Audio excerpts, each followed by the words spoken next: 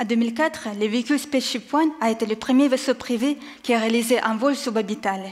Il a été transporté par un avion, puis il a été propulsé par une fusée jusqu'à une altitude de plus de 100 km.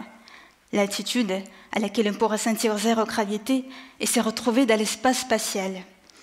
Il est ensuite retombé vers la Terre en planant comme un avion. Ce véhicule combine les techniques de l'avion et de la fusée et il est destiné à apporter déjà dans l'espace à l'avenir. Quelles émotions vous fait ressentir cette nouvelle? Ça vous fait rêver? De la joie? Ou peut-être de la fierté pour l'humanité? Mais moi, en tant que juriste, je ressens de l'inquiétude et de la tristesse parce que moi, je sais que ces véhicules suborbitaux sont complètement perdus dans le monde juridique.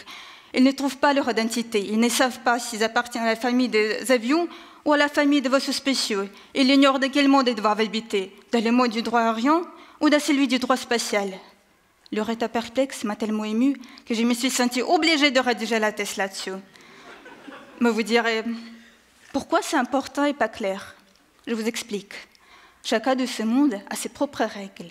Par exemple, dans le monde du droit aérien, le véhicule doit obtenir une autorisation d'un État avant de pouvoir voler au-dessus de son territoire.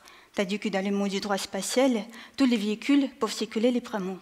Cependant, il n'y a pas de critères communément acceptés par la communauté internationale selon lequel on peut diviser ce deux mondes. Mais les scientifiques en ont proposé plusieurs. Par exemple, on peut définir la famille à laquelle appartient le véhicule selon son apparence. Par exemple, s'il a des ailes. On peut diviser les frontières, ces deux mondes, selon l'attitude d'attente. C'est-à-dire, si le véhicule traverse certaines altitudes, par exemple 100 km. Au total, j'ai analysé 9 critères possibles permettant la définition de cette frontière. Je propose que le critère approprié peut changer selon le domaine du droit. Ainsi, on ne doit pas appliquer le même critère au domaine de l'écologie et à celui de la circulation des véhicules. Puis, selon moi, ces véhicules ont des caractéristiques propres différentes de celles des avions et des vaisseaux spatiaux, telles que le risque accru d'accident et leur objectif qui est le divertissement. Mon travail a ensuite consisté à formuler leur système de règles juridiques, en me basant sur l'analyse des règles de ce deux mondes.